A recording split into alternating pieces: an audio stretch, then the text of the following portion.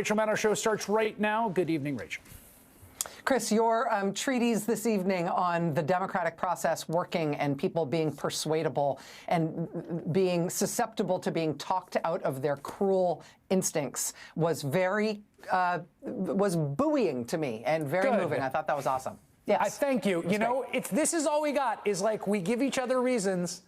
We try to persuade each other, and that's all we got. And if we don't have that, we don't have anything. That's exactly right. And that's actually what I'm starting my show with tonight as well. And so awesome. I'm super glad that you did that. And I got this for you now. Thanks, my friend. And thanks to at home for joining us this hour. I'm happy to have you here. Congressman John Larson represents Hartford, Connecticut.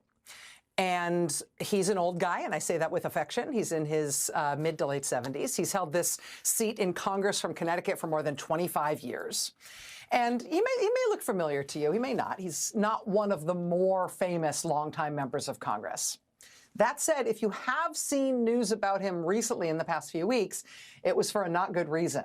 There was worrying news about him just about a month ago now. He was speaking on the House floor, and he froze up. He stopped speaking suddenly and awkwardly, and then he seemed to really have a hard time starting up his speech again. He just froze. It was clearly some kind of medical incident. It was definitely scary to see. He did not pass out or anything. He went to the Capitol physician. They ran some tests on him. His office says the conclusion was that they think basically he just had an adverse reaction to a new medication he had just started. The good news is by later that day, he was back at his office. He was having regular meetings and was apparently okay. But again, that health scare, that little point of alarm about Congressman John Larson, that was only just about a month ago. That said, here tonight, I'm happy to report that Congressman John Larson is definitely back and at full strength. He has been eating his proverbial Wheaties. He appears to be very hydrated, very energized, and may I suggest you get out of his way. Watch this. Men and women on this committee are good people. They're honest and caring people.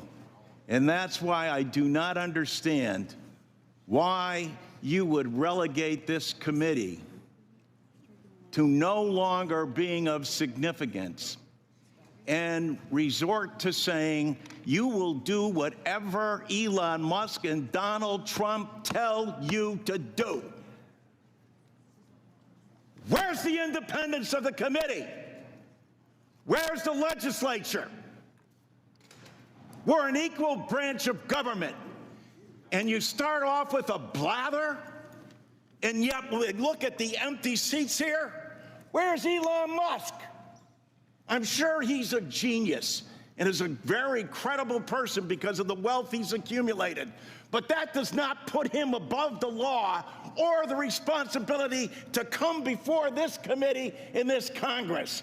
If he's so great, if these plans and all the fraud and abuse that he's found are so evident, why isn't he here explaining it? You know why.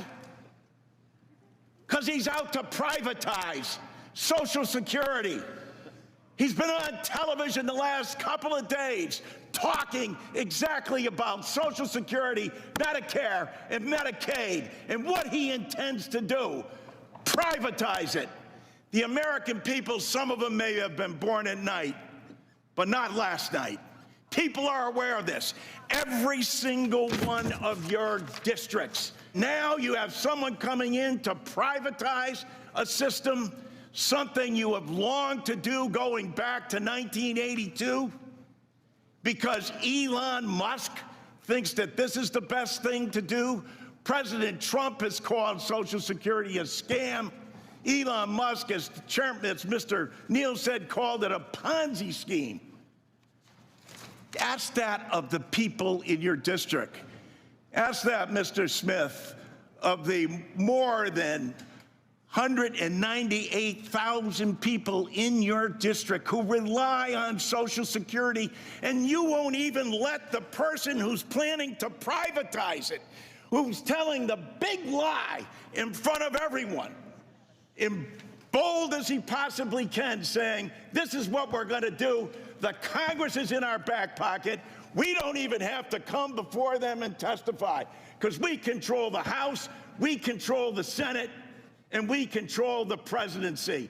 And it's the tyranny of the executive. It's why these resolutions were first adopted back in 1789, because the founding fathers knew that the executive branch does not have total authority over the legislature unless you have a willing party that says, no, we're going to do exactly what you tell us to do, Mr. Musk and Mr. President. It doesn't matter to our constituents. It doesn't matter how much money they are not going to receive. We're not even going to tell them the truth about what's going to happen to them. They administer to over 70 million people in the nation's #1 anti-poverty program for the elderly and children. Shame! Shame! Can't bring people in front of this body? If he's right, if they're so good, if they're so just, why aren't they here telling the American people about it? They're not, because you know the truth. It's about privatization. I yield back. That is veteran Democratic Congressman John Larson of Connecticut, just ripping the bark off today about Social Security and what Republicans are really doing here. And indeed, as he was ripping that bark off in Congress, look at what the Washington Post was publishing just down the road. Quote, Social Security facing pressure from DOJ weighs big cuts to phone service. Agency considers ending phone program that is used by millions of elderly and disabled Americans. One gobsmacked Social Security Administration employee told the Post today that this radical change, this radical cut to services that they were moving on in the Trump administration, quote, would be the single largest service disruption in agency history ever. The single largest service disruption in Social Security ever. Elon Musk's plan for Social Security was to, quote, end telephone service for claims processing, instead directing elderly and disabled people to the internet and to in-person field offices. Quote, the agency's toll-free number is a mainstay for older customers who do not have online access or who have trouble navigating the internet. About 40% of the claims that get made to Social Security are made over the phone, using this phone line that Elon Musk now wants to kill. 40% of the claims at the agency. And naturally, this move to close the phone line and instead force old people and disabled people to go in person to in-person field offices, naturally that comes as Donald Trump is firing 7,000 people who work at Social Security and closing tons of the aforementioned field offices. President Biden's Social Security Administrator, former Maryland Governor Martin O'Malley, ripped the bark off himself in his comments to the Post on this planned cut. Quote, it would certainly appear, he said, that they're trying to break the capacity of the agency to serve its customers. And I suppose if they're trying to dismember the agency, liquidate its assets, sell pieces of it to their billionaire friends to run, they have to discredit the agency in the eyes of its customers, and they do that by breaking its ability to serve. The Post says, quote, the DOJ-driven proposal to shift all claims processing online and to in-person offices has spurred pushback internally, employees said, and from outside experts, for the same reasons, that it would be likely to imperil millions of Americans' ability to receive their earned benefits. This is what they're doing. This is what's going on. And so this is what happens today. Congressman John Larson, who I just showed you, screams his freaking head off in Congress about it this morning. Screams at them. And then at noon, The Washington Post publishes this horror movie script about their plan, indeed, to rip the guts out of Social Security. Beyond firing everybody, which they're already doing, right? Beyond closing the field offices, they're now making it so that old and disabled people literally cannot call anyone to find out what's going on. But then you know what happened? They caved. They decided not to do it. Don't let anybody tell you that pushback doesn't work. Don't let anybody tell you that yelling and making a fuss doesn't matter, or that journalism doesn't matter. I mean, it doesn't always matter, but honestly, it's the only thing that ever does. Every single time you don't try, you lose. But sometimes when you try, you win. It's the reason it's worth trying. And so now this is the headline at the Washington Post as of 7 o'clock tonight. Quote, Social Security scraps far-reaching cuts to phone services after Post report. Quote, the Social Security Administration late Wednesday abandoned plans it was considering to end phone service for millions of Americans filing retirement and disability claims after the Washington Post reported that Elon Musk's U.S. DOGE service team was weighing the change. The shift would have directed elderly and disabled people to rely on the internet and in-person field offices to process their claims, curtailing a service that 73 million Americans have relied on for decades. To access earned government benefits. They were going to do this. We did good journalism exposing that this is what they were planning on doing. And the resulting eruption scared them and made them not do it. Pushback matters. Exposing what they are doing matters. Demanding Republicans fill the chair, show up, invite the witnesses in, let us question people, demanding that Republicans actually answer for what Trump is doing, Republicans actually explain themselves, try to justify what it is he's doing. It turns out those demands can have an effect, which is why you see people all over the country pushing everywhere to get answers out of these guys.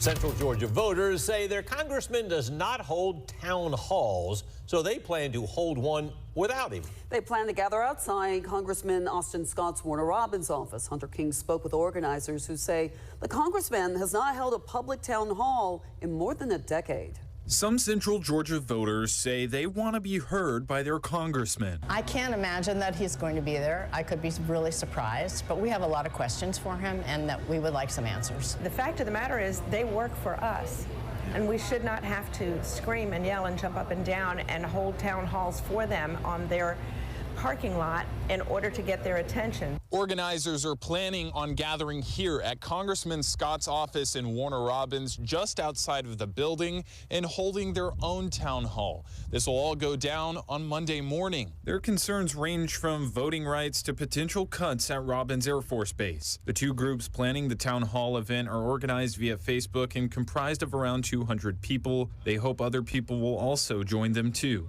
Reporting in Warner Robins, Hunter King, 13 WMAZ News. That's Republican Congressman Austin Scott of Georgia, who apparently has not held an in-person town hall in more than a decade. He's now refusing his constituents' request that he hold one.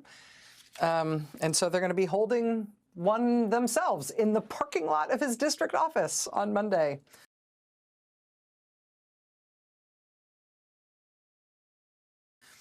Hoping that he shows up. That's in Central Georgia. As Republican members of Congress continue to refuse to meet with their constituents, you are seeing local news like that package and like this account in Green Bay, Wisconsin today, where Republican Congressman Tony Wheat is being criticized by his constituents for refusing to meet in person and for only taking what the constituents described as pro-Republican, carefully screened calls on a recent teletown hall that he held because he didn't want to hold one in person. Same thing unfolding in the local press in Colorado with Republican Congressman Jeff Hurd. Tonight, Republican Congressman Jeff Hurd is defending his decision to hold a town hall by telephone instead of taking questions in person from the Coloradans he represents. This comes days after NBC News reported that House Republican leaders are urging the members to stop having in-person town halls.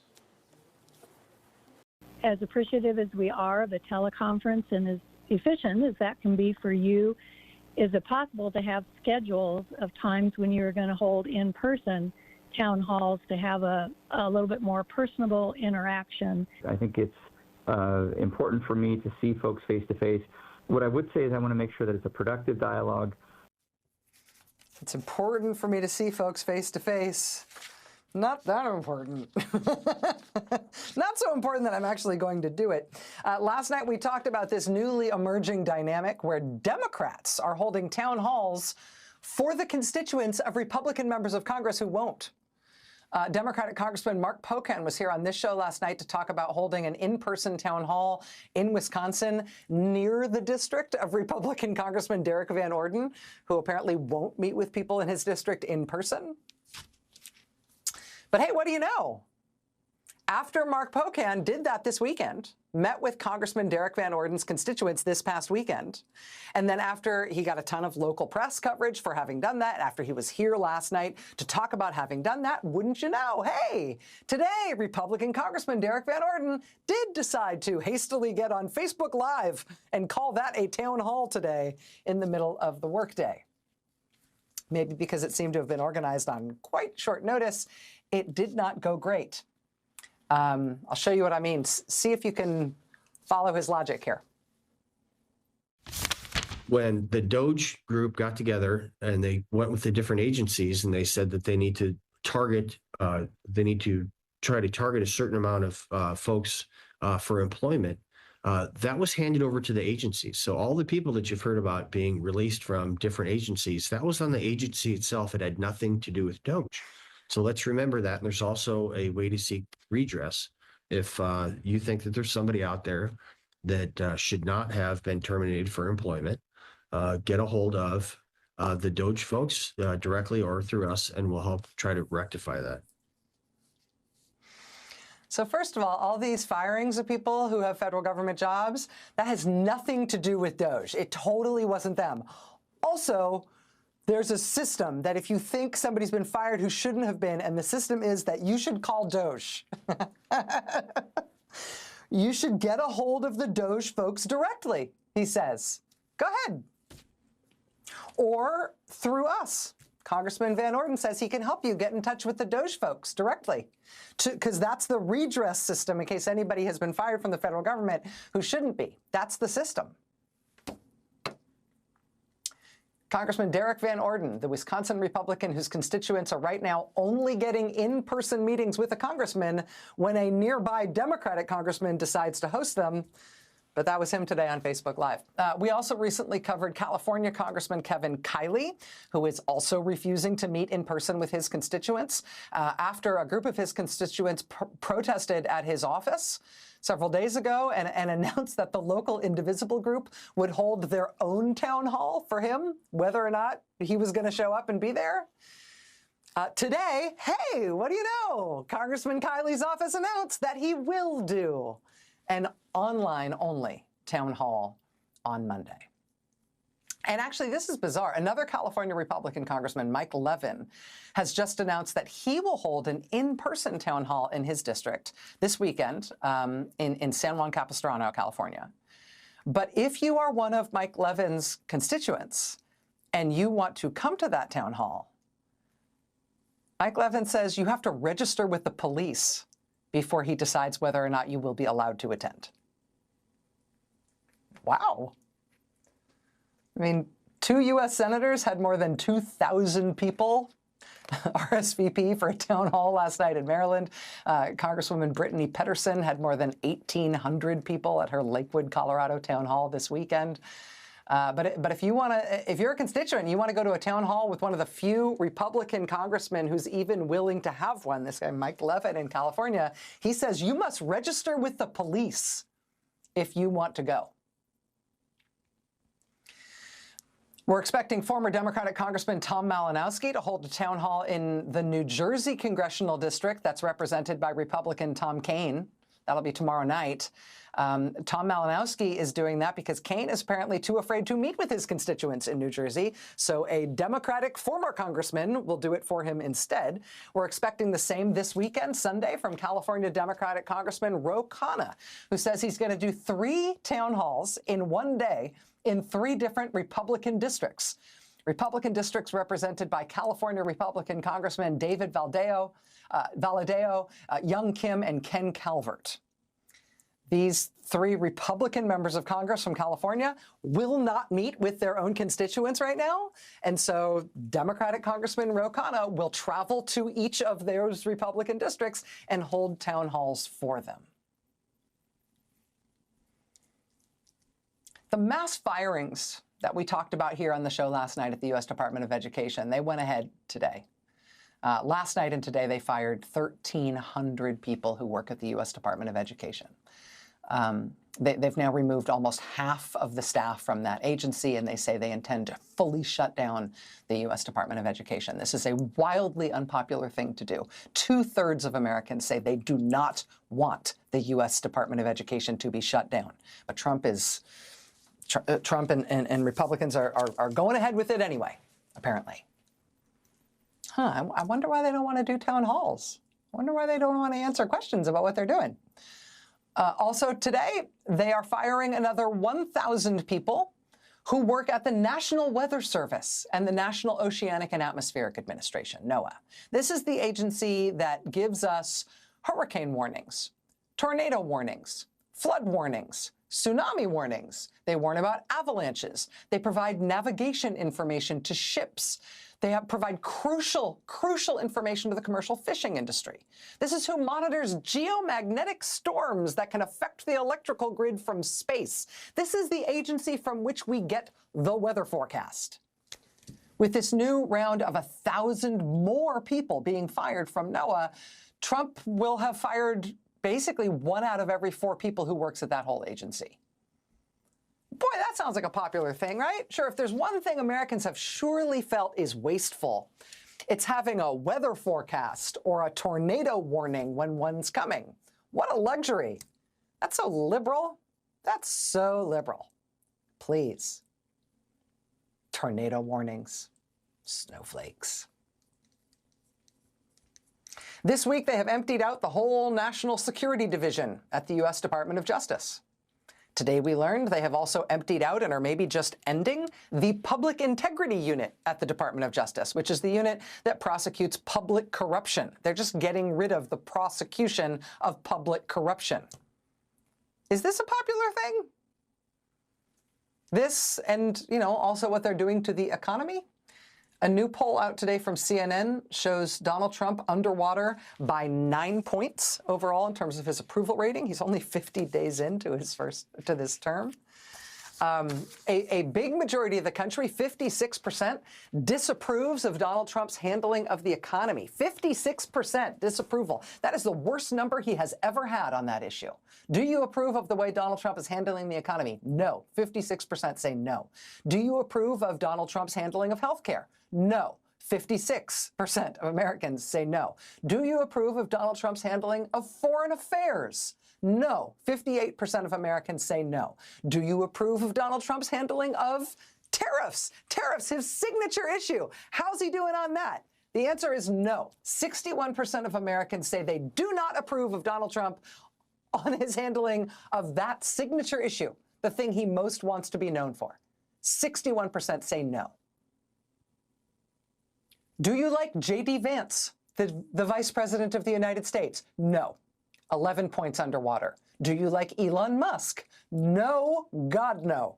Elon Musk is 18 points underwater. That's so far underwater, it's starting to get hot because you're getting close to the center of the Earth. I mean, the one question they got a really big yes for when it comes to Donald Trump is this one from the CNN poll. Quote, overall, would you describe the views and policies of Donald Trump as too extreme? On that one, yes. Yes, a big yes. 59% of the country says yes, Donald Trump is too extreme. That is an 18-point gap over the number of people who say, oh no, Trump's mainstream, he's fine. And that actually matches another new poll that's out today from Reuters Ipsos. A large majority of the public saying that Trump's handling of the economy is, quote, too erratic. 57% of Americans say his handling of the economy is erratic. The proportion of people who say that Trump's economic policies will raise prices and make the cost of living more expensive is 70%. Now, that's not people who think generically that they think costs and prices are going to go up for some reason. 70% of Americans say Donald Trump personally is making costs and prices go up on purpose because of what he's doing with his economic policies or lack thereof. So there's a lot going on. The American people are deeply annoyed about much of it, and they are pushing back in all sorts of ornery and increasingly creative ways. I see you, Congressman Larson. We see you. But for all the unpopular things that Trump is doing, there is one thing you might not have heard about that he is doing specifically in the Deep South. And it is almost unfathomable. It's just jaw-dropping. And we here at MSNBC have sent one of our best there to see it up close, to bring you that story. And we've got that for you here next. You're going to want to see this. Stay with us.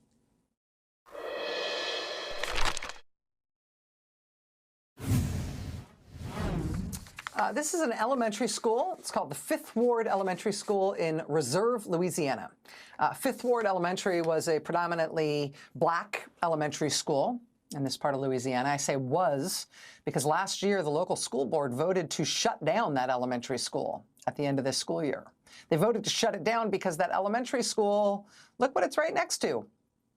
It sits about a quarter mile away from a big petrochemical plant, one that the federal government said was putting people in the surrounding community at an unacceptable risk of cancer. There's an 80-mile stretch along the Mississippi River between Baton Rouge and New Orleans that has earned the terrible nickname Cancer Alley. It's earned that name because of more than 200 petrochemical facilities along that stretch of river, where the EPA has repeatedly found that residents are exposed to more than 10 times the level of health risk from hazardous air pollutants than people living elsewhere in the state. That's according to a report from Human Rights Watch. When Joe Biden was president, the Justice Department and the EPA decided they were going to take some action there.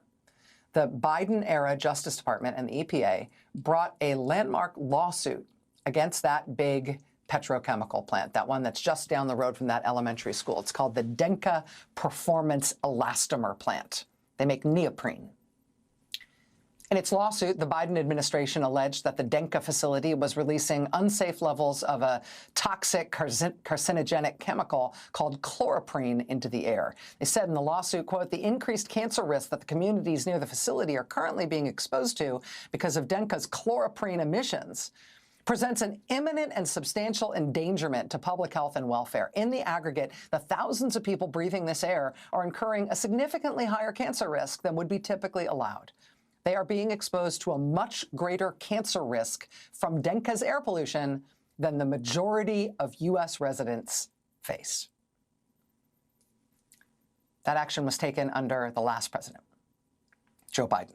Now, new president, radically different story. Donald Trump's Justice Department has just announced that they are dropping the lawsuit against that chemical plant. And they say they are dropping it because DEI.